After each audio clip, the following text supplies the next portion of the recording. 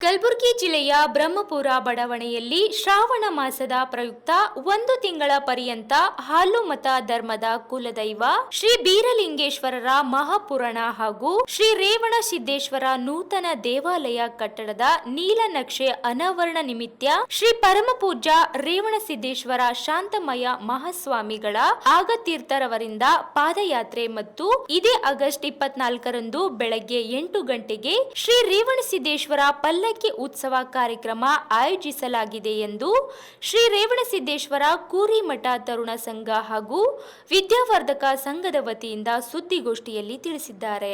ಕಲಬುರಗಿ ನಗರದ ಸುಪ್ರಸಿದ್ಧ ಸ್ಥಾನ ಯಾವುದಾದ್ರಿದ್ರೆ ಅದು ರೇವಣಸಿದ್ದೇಶ್ವರ ಕೋರಿಮಠ ಅಂತಕ್ಕಂಥದ್ದು. ಇಂಥ ಕೋರಿಮಠದಲ್ಲಿ ಪ್ರತಿ ವರ್ಷದಂತೆ ಈ ವರ್ಷವೂ ಸಹ ಧಾರ್ಮಿಕ ಕಾರ್ಯಕ್ರಮಗಳು ನಡೀಬೇಕು ಅಂತಕ್ಕಂಥ ಒಂದು ನಿಟ್ಟಿನಲ್ಲಿ ಈ ಸಾರಿ ಅನ್ನೋದಂತಂದರೆ ಶ್ರೀ ಬೀರಲಿಂಗೇಶ್ವರ ಏನು ನಮ್ಮ ಕುಲದೈವ ಇದ್ದಾನೆ ಬೀರಲಿಂಗೇಶ್ವರರ ಪುರಾಣವನ್ನು ಪ್ರಾರಂಭ ಮಾಡಬೇಕು. ಅಲ್ಲಿದ್ದಂಥ ಜನರಿಗೆ ಧಾರ್ಮಿಕ ಪ್ರೇರಣೆ ನೀಡಬೇಕು, ಆಧ್ಯಾತ್ಮಿಕ ಪ್ರೇರಣೆ ನೀಡಬೇಕು ಅಂತಕ್ಕಂಥ ನಿಟ್ಟಿನಲ್ಲಿ ಎಲ್ಲ ಸಮಸ್ತ ಈ ತರುಣ ಸಂಘ ವಿದ್ಯಾವರ್ಧಕ ಸಂಘದ ಅಧ್ಯಕ್ಷರು ಪದಾಧಿಕಾರಿಗಳಿದ್ದಾರೆ, ಅವರು ತೀರ್ಮಾನ ಮಾಡ್ಕೊಂಡಿದ್ದಾರೆ ಅಂತಕ್ಕಂಥದ್ದು. ನಿರಂತರವಾಗಿ ಸುಮಾರು 30 ದಿನಗಳ ಕಾಲ ನಡೀತದೆ.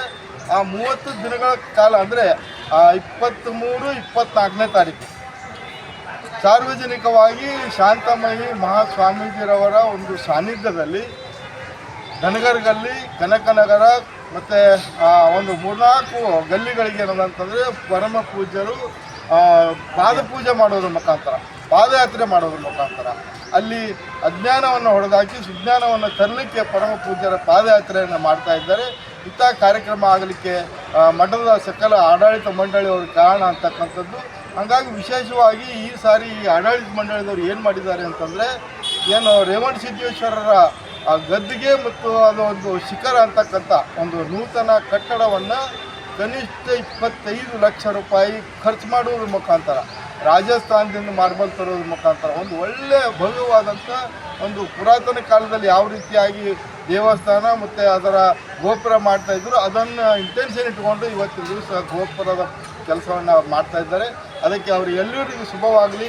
ಈ ಪುರಾಣ 30 ದಿವಸಗಳ ಕಾಲ ಯಶಸ್ವಿ ನಡೀಲಿ.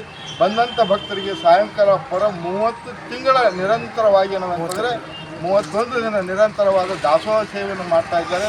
ದಾಸೋಹ ದಾನಿಗಳಿಗೂ ಈ ದೇವರ ಕಾರ್ಯಕ್ರಮಕ್ಕೆ ಕೊಡ್ತಕ್ಕಂಥ ದಾನಿಗಳಿಗೆ ಎಲ್ಲರಿಗೂ ಒಳ್ಳೆಯದಾಗಲಿ ಅಂತಕ್ಕಂಥ ಮಾತನ್ನು ನನ್ನ ಮಾತು. ಶ್ರೀ ಬೀರಲಿಂಗೇಶ್ವರ ಪುರಾಣ ಕಾರ್ಯಕ್ರಮ ಹಮ್ಮಿಕೊಂಡಿದ್ದೇವೆ.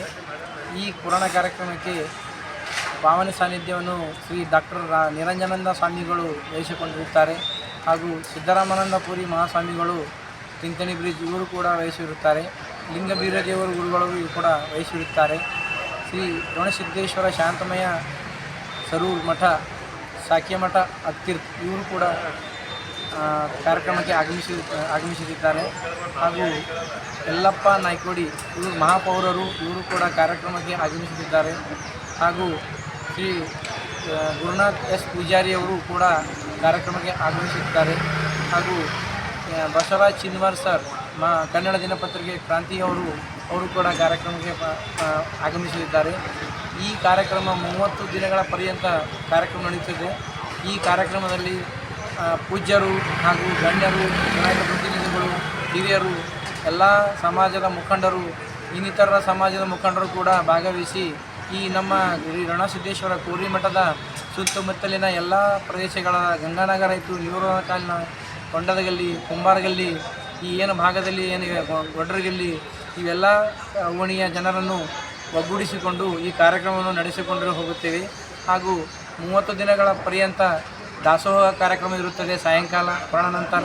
ಹಾಗೂ ಗುರುಗಳ ಒಂದು ಸಾನ್ನಿಧ್ಯದಲ್ಲಿ ಶ್ರೀ ರೇವಣಸಿದ್ದೇಶ್ವರ ನೂತನ ಗುಡಿಯ ಕಟ್ಟಡವನ್ನು ಉದ್ಘಾಟನಾ ಕಾರ್ಯಕ್ರಮ ಇರುತ್ತದೆ.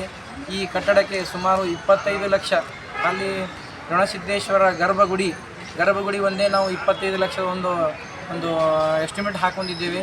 ಆ ಎಸ್ಟಿಮೇಟ್ನಲ್ಲಿ ತಮ್ಮ ಸ್ವ ಇಚ್ಛೆಯಿಂದ ಭಕ್ತರು ಕಾಣಿಕೆಯನ್ನು ಕೊಡುತ್ತಿದ್ದಾರೆ. ಆದ ಕಾರಣ ನಾವು ಎಲ್ಲರಿಗೂ ಧನ್ಯವಾದವನ್ನು ಹೇಳುತ್ತಾ ನನ್ನೊಂದೆರಡು ಮಾತು ಮುಗಿಸ್ತೇನೆ.